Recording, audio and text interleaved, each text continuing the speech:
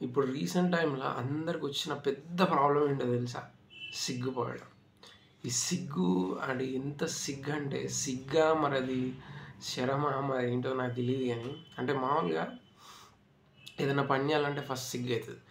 ఎందుకులే మళ్ళీ ఇది ఎవరన్నా చాలా చీప్ ఉంటుంది, చాలా చీప్ ఉంటుంది అనే మైండ్ సెట్తో ఉంటారు. దీనికి సంబంధించి నాకు ప్రతిసారి గుర్తొచ్చే ఒకే ఒక స్టోరీ ఏంటో తెలుసా? నాకు తెలిసిన ఒక ఒక మా సార్ ఉంటుండే. ఆ సారు అతని స్టోరీ ఒకరోజు మేము క్లాస్ వినకపోతే సడన్‌గా చెప్పిండు. ఆయన ఏం చెప్పిండో తెలుసా? మేము క్లాస్ అందరం ఏదో అల్లరి చేస్తుంటే వచ్చి అప్పుడు చెప్పిండు ఆయన. నాకు నిజంగా ఇప్పటికీ నా కలలో తిరుగుతున్న స్టోరీ అది. మీతో షేర్ చేసుకోవాలనిపించింది. ఆ స్టోరీ ఏందనో చెప్పే ముందు మీరందరూ సబ్స్క్రైబ్ చేసుకోండి అండ్ ఒక లైక్ కూడా కొట్టండి.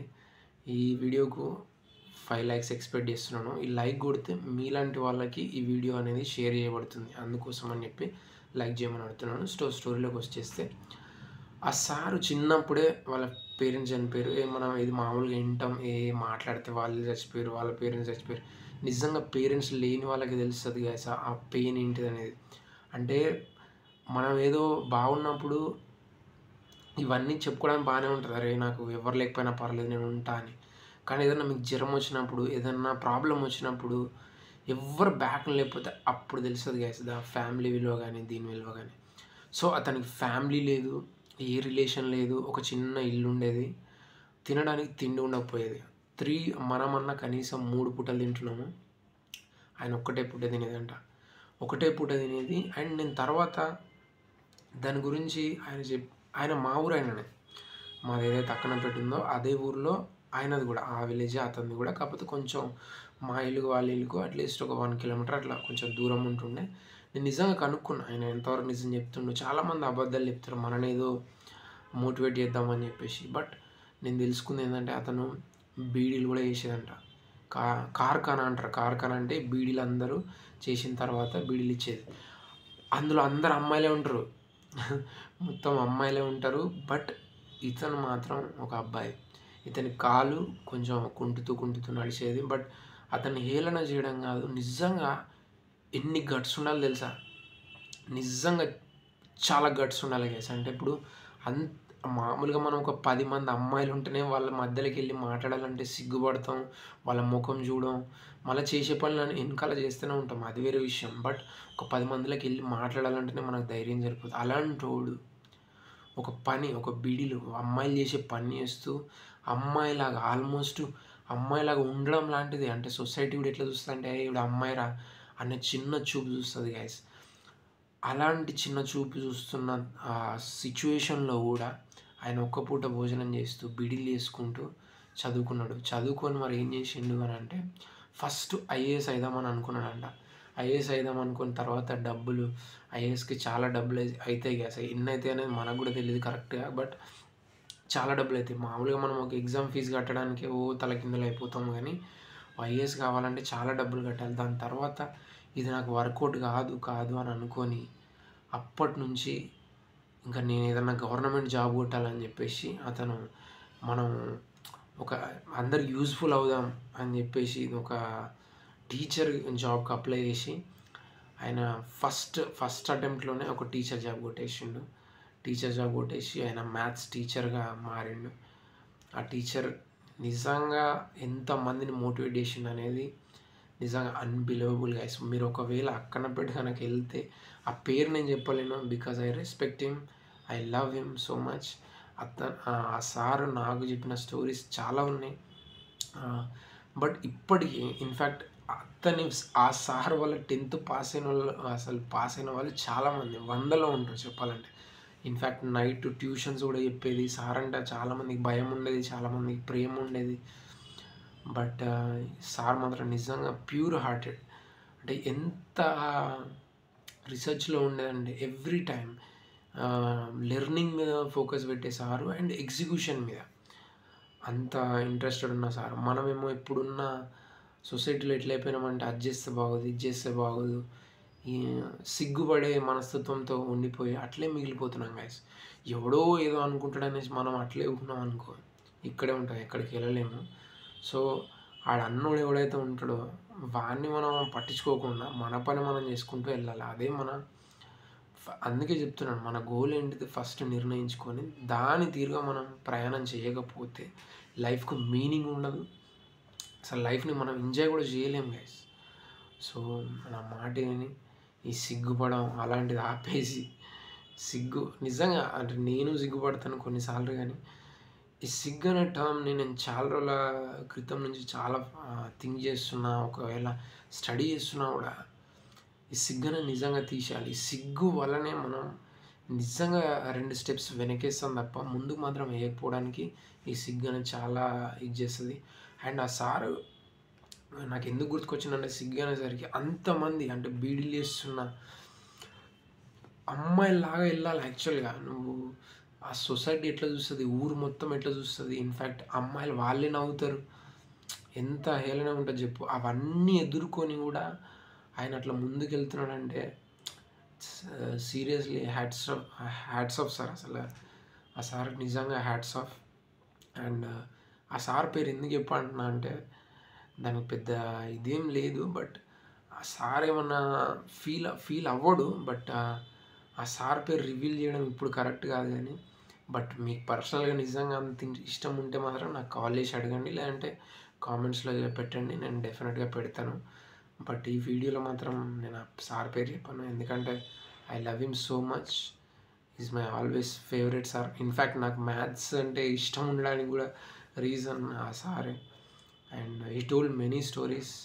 ఇంకో స్టోరీ అతను నాకు చెప్పింది ఇప్పటికీ నాకు షాకింగ్ ఉన్నాయి. అంటే పూర్ ఫెలోస్, ఈ పూర్ పీపుల్ ఎవరైతే ఉంటారో వాళ్ళు ఎందుకు అసలు డెవలప్ కారు అంటే, వాళ్ళు ఉన్న స్టెప్ నుంచి ఇంకో స్టెప్ పైకి ఎందుకు వెళ్ళరు అని చెప్పేసి దాంట్లో ఒక స్టోరీ చెప్పింది సార్. దాని స్టోరీ ఏంటంటే, ఒక పర్సన్ అడ్డ మీదకి వెళ్తారు. అడ్డ మీదకి వెళ్ళడం అంటే మీకు అందరికి తెలిసే ఉంటుంది. అడ్డ మీదకి అంటే సింపుల్ ఏంటంటే, ఒక ప్లేస్ ఉంటుంది. అంటే వర్కర్స్ని అందరూ వచ్చి మార్కెట్లో కూరగాయలు తీసుకునేలాగా వచ్చి వెతుక్కుంటారు అనమాట. మాకు ఈ వర్క్ ఉంది, వచ్చి చేసి పెడతారా అని చెప్పేసి తీసుకెళ్తారు కూలీలను. అట్లా ఒక కూలి అంటే తాగుబోతు కూలి అనమాట. తాగుబోతు కూలి అతను కళ్ళు అంటే చాలా చాలా ఇష్టం.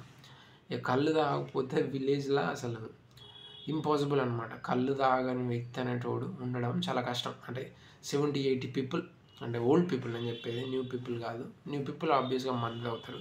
దాని కళ్ళు ఎక్స్టెన్షన్ మందు ఎక్స్టెన్షన్ డ్రగ్స్ అట్లా అనమాట. సో కళ్ళు తాగే వ్యక్తి అనమాట. ఒకరోజు పని దొరికింది, హ్యాపీగా పని చేసుకున్నాడు. 500 వచ్చింది. 500 రాగానే ఊకుంటాడా? ఊకోడు, అస్సలకే ఊకోడు. ఇన్ని రోజులు కళ్ళు అయిన పానం కదా, మందు తాగాలనేది కోరిక. 100% ఓ 100 200 పెట్టి, సరే 100 వేసుకో 100 వేసుకొని ఒక కోట తెచ్చుకుంటాడు. అప్పుడు 100 ఉండే. సో అది చెప్తున్నా. సో 100 రూపాయలు పెట్టి కోట తెచ్చుకుంటాడు. ఇంట్లో ఇక పని దొరికింది కదా, ఆ 500తోని చికెన్ తెచ్చుకొని ఓ 100 రూపాయలు చికెన్ తెచ్చి వండిపిస్తాడు. ఆ చికెన్ వండాలంటే వీళ్ళ ఇంట్లో సామాన్ కరెక్ట్ ఉండదు, ఎందుకంటే ఎప్పుడో ఒకసారి కానీ వీడు పనికిపోయినా కూడా దొరికే వరకు ఏదో ఒకసారి ఆ ఒక్కసారి పని దొరికింది కాబట్టి 500 వచ్చినాయి. 500ల మందు 100 రూపాయలు కొన్నాడు, చికెన్ 100 రూపాయలు, కూరగాయలు ఏమంటారు ఆ కర్రీ వండడానికి నూనె కానీ అవన్నీ తీసుకొచ్చి పెడతాడు. పెట్టి వీళ్ళు మొత్తానికైతే తిన్నారు. నెక్స్ట్ డే వీడు పడుకొని లేస్తాడా? లేవడు. ఎందుకనంటే ఆడు తాగింది, నువ్వు పొద్దున మార్నింగ్ డ్యూటీకి వెళ్ళాలంటే నువ్వు నైట్ నుంచి నీ ప్రిపరేషన్ స్టార్ట్ అవ్వాలి.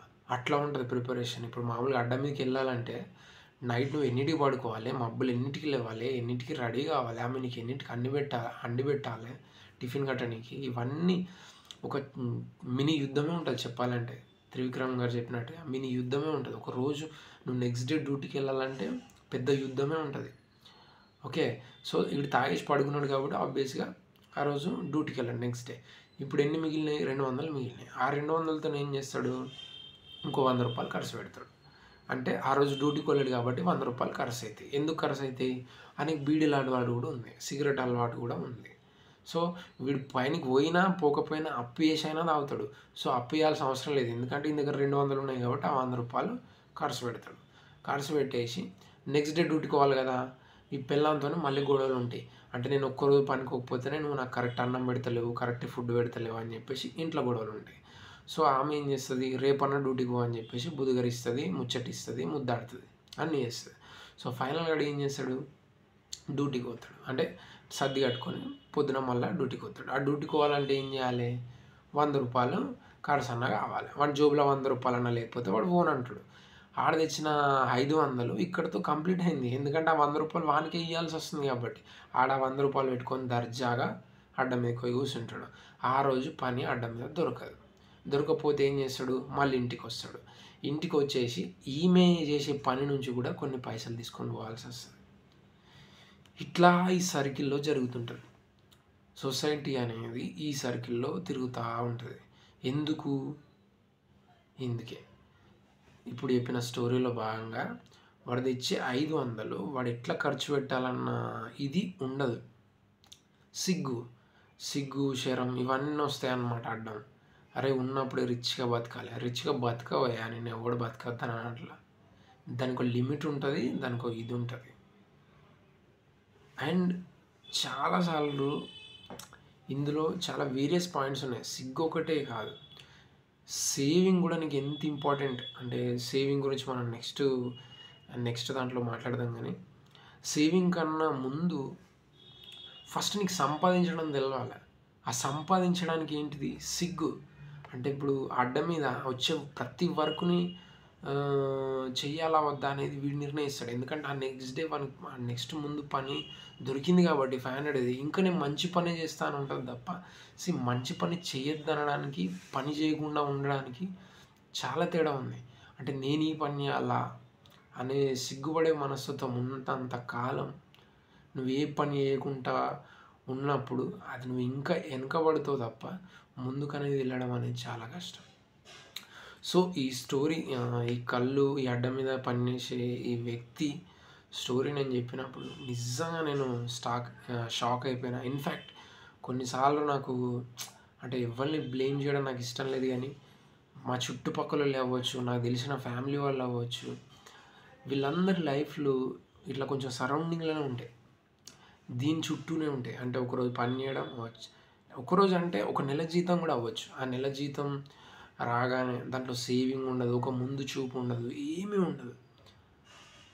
అంటే ఎంత వర్స్ట్ పొజిషన్లో ఉంటారంటే అంత వర్స్ట్ పొజిషన్లో ఉంటారు. Please don't do it guys. అంటే మీరు చేసే ప్రతి పని సిగ్గుపడకుండా విత్ హానెస్టీతో మీరు ఏదైతే చేయాలనుకుంటున్నారో అది మాత్రం చేయండి. అది చేయాలనేది నా కోరిక కూడా. అండ్ సబ్స్క్రైబ్ చేసుకోకపోతే సబ్స్క్రైబ్ చేసుకోండి. Thank you guys. నెక్స్ట్ ఎపిసోడ్లో మనం అప్పు గురించి మాట్లాడదాం అండ్ సేవింగ్ గురించి మాట్లాడదాం. దానికన్నా ముందు ఈ వీడియో చూడండి, నచ్చితే లైక్ చేయండి, లేకపోతే లేదు.